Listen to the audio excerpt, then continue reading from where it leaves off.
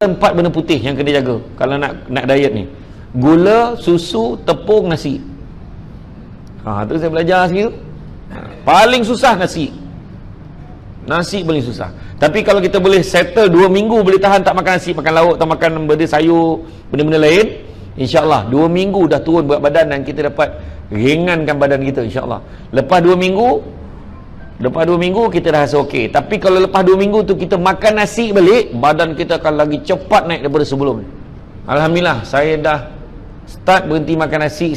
Last saya makan nasi malam tadi. Malam ni tak makan kot, cik mi kolok dah malam ni.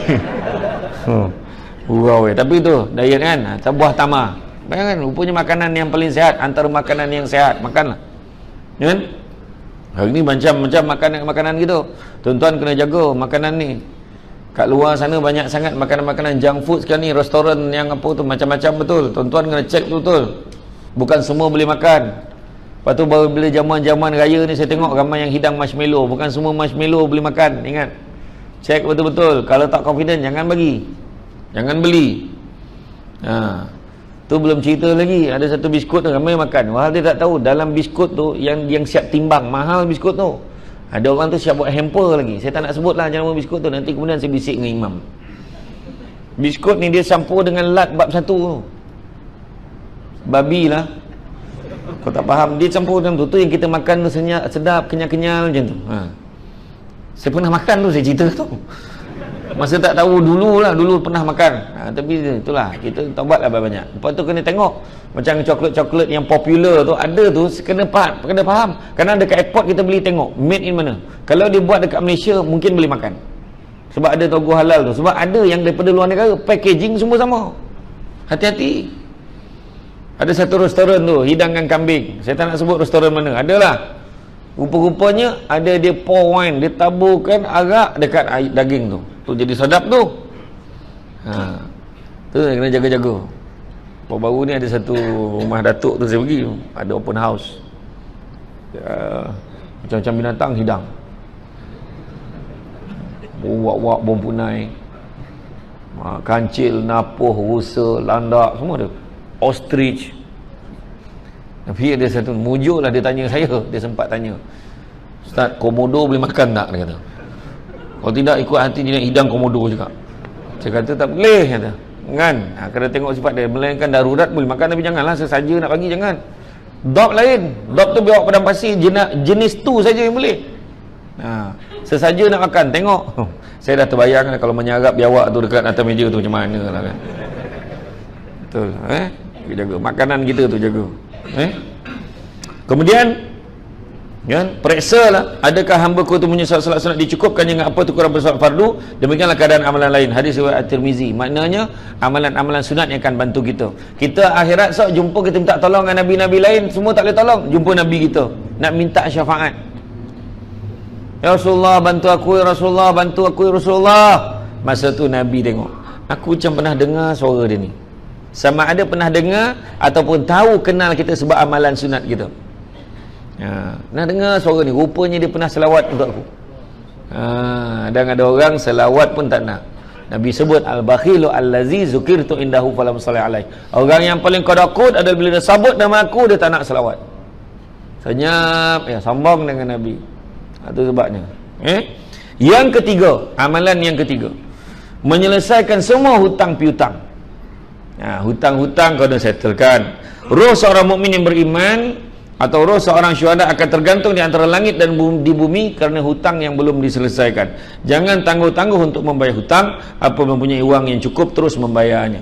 Salah satu perkara yang menakutkan ialah apabila hutang itu tidak dapat diselesaikan. Bila mana orang yang masih menanggung hutang itu mati dan meninggal dunia keadaan hutang belum diselesaikan, tiba-tiba meninggal, hutang tu dia tak selesaikan, dan masalah hanya anak-anak, isteri atau pewaris tak tahu pun tentang hutang-hutang itu. Tu sebabnya kadang-kadang bila usung jenazah tu kan, kadang-kadang sebelum angkat, wakil keluarga sebut, kalau ada hutang piutang arwah ni bolehlah tuntut kepada kami, dan kalau nak halalkan tu pun lebih baik. Tapi kalau nak jumpa saya atau jumpa ahli keluarga ni, dia sebut kan, sebab nak beritahu pentingnya hutang ni. Malahan orang yang meminjam dengan niat tak nak bayar, Nabi kata orang tu akan dihimpunkan akhirat besok di kalangan perompak penyamun, pencuri. Sebab pencuri ambil barang niat tak nak pulang. Macam tu juga orang meminjam. Akhir zaman ni, salah satu tanda akhir zaman, orang yang bagi pinjam pula segan dengan orang yang meminjam. Perasan tak tu?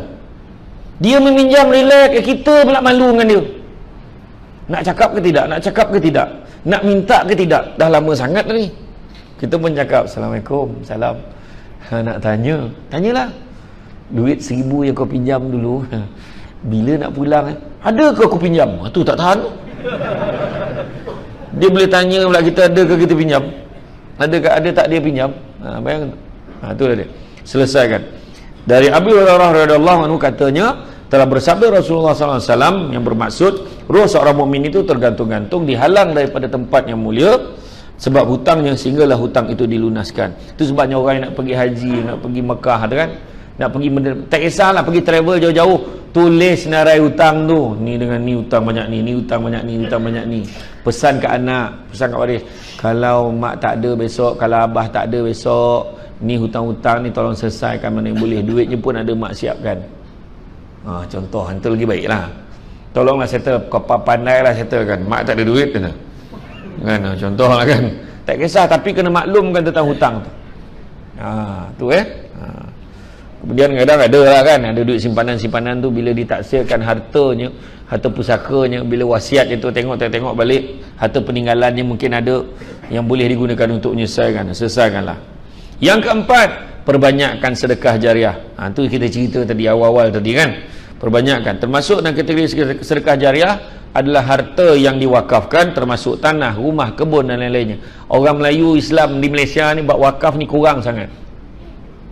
Sedangkan yang itu adalah satu pahala yang permanen, yang paling mudah nak buat sebenarnya. Ada tanah, wakafkan untuk pusat tahfiz, bagi, gunakan. Kan? Ataupun buat satu rumah untuk mungkin wakafkan jadikan surau. Ya Allahu Akbar. Jadikan masjid, lebih lagi. Ada duit, kita kalau ada duit lebih, buat je. Sebab itulah dia kan, kerana selagi mana ada peluang, buat baik, buatlah. Orang yang mati tu, kalau boleh peluang hidup 5 minit, jadilah. Bila dia boleh hidup 5 minit, dia bukan cari selera mara, dia akan cari tempat dia boleh sedekah.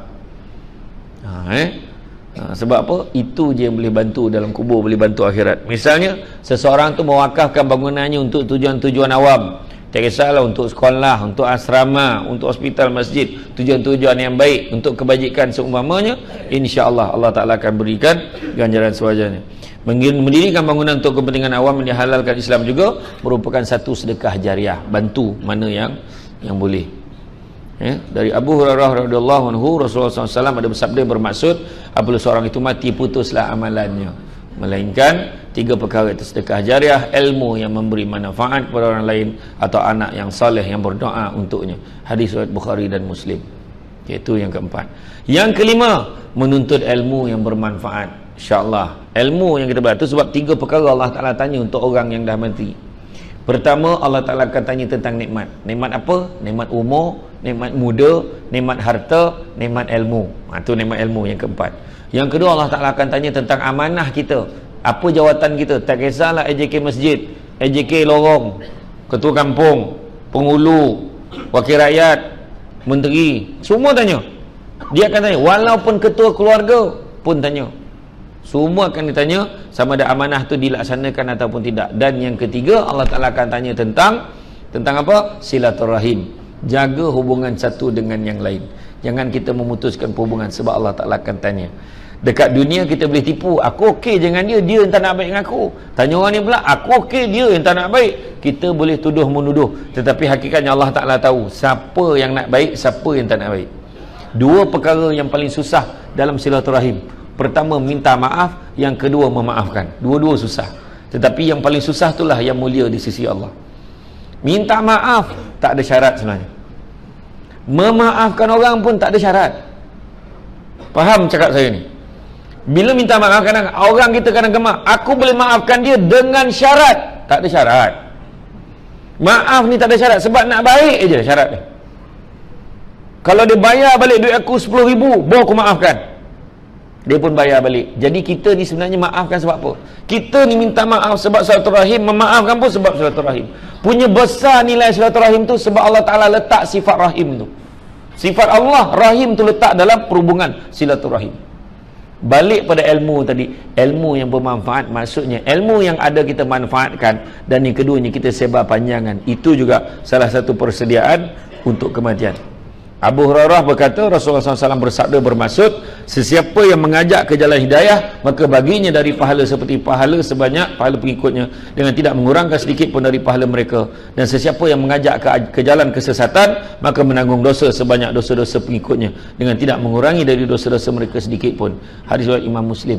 Macam kita mengajak orang pergi disko, selagi mana dia mengamalkan diskonya tu disebabkan kita yang mengajar dia, kita lagi masjid dah, dia masih lagi buat sebabkan kita, maka saham kita tu berterusan.